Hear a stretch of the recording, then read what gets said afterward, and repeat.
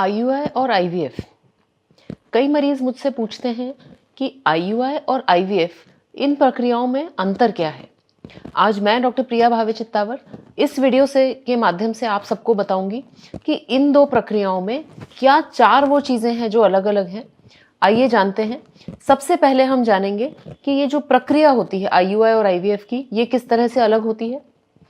आज हम ये भी जानेंगे कि किस मरीज का आईयूआई हो सकता है, किसका आईवीएफ हो सकता है, ये किस तरह से अलग है। तीसरा, इसके चार्जेस यानी कि कितना अमाउंट हमारा इस ट्रीटमेंट में खर्च होगा, ये किस तरह से आईयूआई और आईवीएफ में डिफरेंट है। और फाइनली वो फैक्टर जो हम सबके लिए बहुत ज़्यादा महत्वपूर्ण है, प्रेगनेंसी रेट यानी कि सफलता का प्रतिशत आईयूआई और आईवीएफ में किस तरह से अलग अलग होता है और ये क्यों होता है। सबसे पहले जानते हैं प्रक्रिया के बारे में। आईयूआई का फुल फॉर्म होता है इंट्रा यूटेराइन इंसेमिनेशन। इंट्रा यानी अंदर, यूट्रस यानी गर्भाशय, इंसेमिनेशन यानी कि वीर्य को प्रिपेयर करके यूट्रस के अंदर इंसर्ट करना। आईयूआई जो प्रोसीजर है ये एक बहुत ही सिंपल प्रोसीजर है, ऑफिस प्रोसीजर है यानी ओपीडी में किया जाता है। इसके पीछे का लॉजिक ये है कि जो ह्यूमन कंसेप्शन है उसमें तीन मुख्य बॉटलनेक्स हैं। बॉटलनेक्स यानी कि अड़चन के स्थान। क्या है ये तीन बॉटलनेक्स? सबसे पहला होता है टाइमिंग। ह्यूमन बींग्स में जब ओव्यूलेशन होता है तो इसके कोई लक्षण नहीं होते, इसीलिए दंपत्ति कई बार ये पता ही नहीं कर पाते कि ओव्यूलेशन कब हो रहा है और फर्टाइल पीरियड जो है वो मिस कर देते हैं। दूसरा जो बॉटलनेक होता है वो होता है डिस्टेंस, यानी कि एक स्पर्म जो कि 5 माइक्रोन का है उसे अपने साइज से कई गुना लंबा रास्ता यानी लगभग 15 से 20 सेंटीमीटर दूर जाकर एग को फर्टिलाइज करना होता है। कई बार टाइमिंग भी सही हो परंतु ये डिस्टेंस इतना लंबा होता है कि स्पर्म्स वहां तक पहुंच नहीं पाते, फर्टिलाइजेशन हो नहीं पाता। तीसरा बॉटलनेक होता है फर्टिलाइजेशन यानी कि एग और स्पर्म का एक्चुअल मिलना। जब हम आईयूआई की बात करते हैं तो इसमें इन तीन फैक्टर्स में से दो फैक्टर्स को कंट्रोल किया जाता है, यानी कि टाइमिंग, जो एग्जैक्ट टाइमिंग है ओव्यूलेशन का उसी टाइम पे स्पर्म को यूट्रस में इंसर्ट किया जाता है। दूसरा जो बहुत इंपॉर्टेंट पैरामीटर आईयूआई में किया जाता है वो ये है कि जो डिस्टेंस होता है जिसे स्पर्म को ट्रैवल करना है एग तक पहुंचने के लिए, उसे हम हाफ कर देते हैं, क्योंकि वेजाइना की बजाय आईयूआई की प्रोसेस में यूट्रस के अंदर स्पर्म्स को इंसर्ट किया जाता है। ये जो प्रोसेस है ये बहुत ही सिंपल है, ओपीडी प्रोसीजर होता है, इसमें कोई दर्द नहीं होता, किसी तरह के कोई प्रिकॉशंस नहीं होते।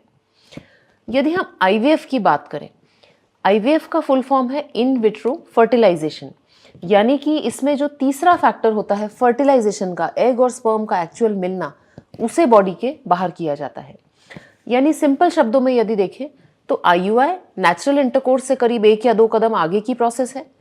आईवीएफ जो है ये आईयूआई से भी आगे की प्रोसेस है, यानी कि इसमें जो काम आईयूआई में नेचुरली बॉडी में होता है उसे भी हम शरीर के बाहर करते हैं। आइए जानते हैं कि कौन से मरीजों के लिए आईयूआई सही रहेगा और कौन से मरीजों के लिए आईवीएफ। यदि हम आईयूआई की बात करें तो इसमें हमें ये समझ में आ चुका है कि इसमें यूट्रस के अंदर स्पर्म्स को इंसर्ट किया जाता है। जाहिर सी बात है कि ओव्यूलेशन बॉडी में नॉर्मली हो रहा है। ओव्यूलेशन के बाद ट्यूब्स का ओपन होना, फंक्शनिंग होना आईयूआई की सक्सेस के लिए बहुत इंपॉर्टेंट है, क्योंकि फर्टिलाइजेशन आईयूआई में बॉडी के अंदर यानी इन वाइवो होता है। इसीलिए जिस महिला के दोनों ट्यूब्स ओपन हैं, उनमें अंदरूनी या बाहरी कोई रुकावटें नहीं हैं, वो महिलाएं आईयूआई के लिए एक अच्छा कैंडिडेट हो सकती हैं। यदि किसी महिला के ट्यूब्स ब्लॉक हैं या बराबर फंक्शन नहीं कर रहे या एक ट्यूब रिमूव हो चुकी है, ऐसे केसेस में आईयूआई का सक्सेस रेट बहुत ज़्यादा नहीं रहेगा। ऐसे केसेस में हमें टेस्ट ट्यूब बेबी यानी आईवीएफ पे जाना पड़ता है। आईयूआई की प्रोसेस में स्पर्म्स को शरीर के बाहर प्रिपेयर किया जाता है। इन प्रिपेयर्ड स्पर्म्स को यूट्रस के अंदर इंसर्ट किया जाता है, परंतु यूट्रस से लेके फेलोपियन ट्यूब तक का सफ़र स्पर्म्स को खुद ही तय करना पड़ता है। इसीलिए वो पुरुष जिनकी स्पर्म मोटिलिटी बहुत ही कम है या फिर वो पुरुष जिनका टोटल मोटाइल फ्रैक्शन 1 मिलियन से कम है, ऐसे केसेस में आईयूआई में सक्सेस रेट हमें बहुत कम मिलते हैं और ऐसे पेशेंट्स के लिए आईवीएफ का ट्रीटमेंट ही उपयुक्त रहता है। वो मरीज जिनके बार बार आईयूआई हो चुके हैं, आमतौर पे 3 या 4 साइकिल्स के बाद में आईयूआई की सलाह नहीं दी जाती है। ऐसे मरीजों के लिए आईवीएफ ही बेटर माना जाता है। आजकल AMH हार्मोन कम होना ये एक बहुत ही कॉमन प्रॉब्लम देखी गई है।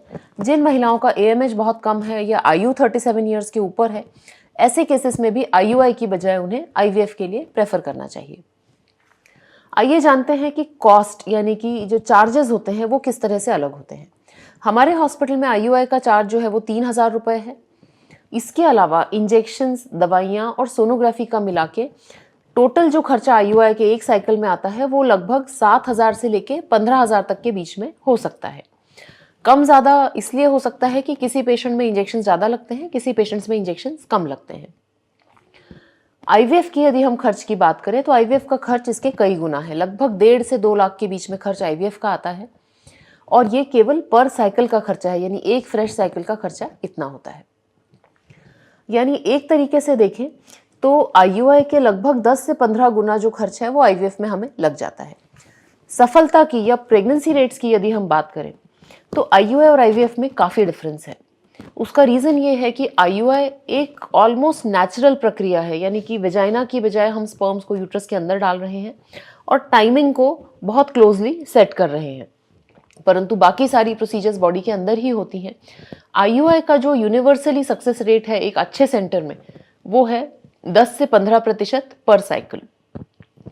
कुछ केसेस में यदि हम इंजेक्शंस यूज़ करते हैं, महिला की एज कम है, बाकी सारे फैक्टर्स अच्छे हैं, तो लगभग 20% भी रिजल्ट मिलता है, परंतु इससे ज़्यादा रिजल्ट IUI में नहीं मिल सकता है। 3 साइकिल्स की यदि हम बात करें तो लगभग 30 से 40% दंपत्ति IUI के बाद ही कंसीव कर जाते हैं।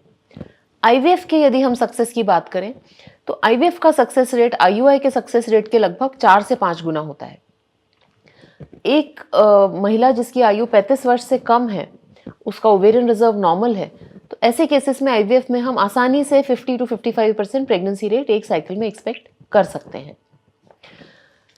अंत में सबसे इम्पॉर्टेंट बात यह है कि IUI का जो एक बहुत बड़ा डिसएडवांटेजेस है कि इसमें हम ये कंट्रोल नहीं कर सकते कि कितने प्रेगनेंसी आएगी। IUI में मल्टीपल प्रेगनेंसी का खतरा जो है वो रहता है। IVF में हमारे हाथ में है कि हम कितने एम्ब्रियोज ट्रांसफ़र करते हैं, इसीलिए IVF में 1 या 2 यदि हम एम्ब्रियो ट्रांसफ़र करते हैं तो ट्विन प्रेगनेंसी का खतरा उतना ज़्यादा नहीं होता है। परंतु IUI उतना महंगा नहीं है, नेचुरल है, साथ ही साथ एक रीजनेबल प्रेगनेंसी रेट है यदि आप 2 या 3 साइकिल एक अच्छे सेंटर से कराते हैं।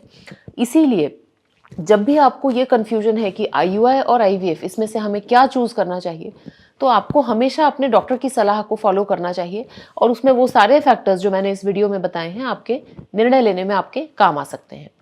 आशा करती हूँ कि ये जानकारी आप सबके लिए उपयोगी साबित होगी। इस वीडियो को अधिक से अधिक शेयर करिए, हमारे चैनल को सब्सक्राइब करिए और उसमें नोटिफिकेशन का बटन दबाना नहीं भूलिए, जिससे हम जब भी ऐसी जानकारी आपके पास लाएं आप तक ये पहुँच सके। धन्यवाद।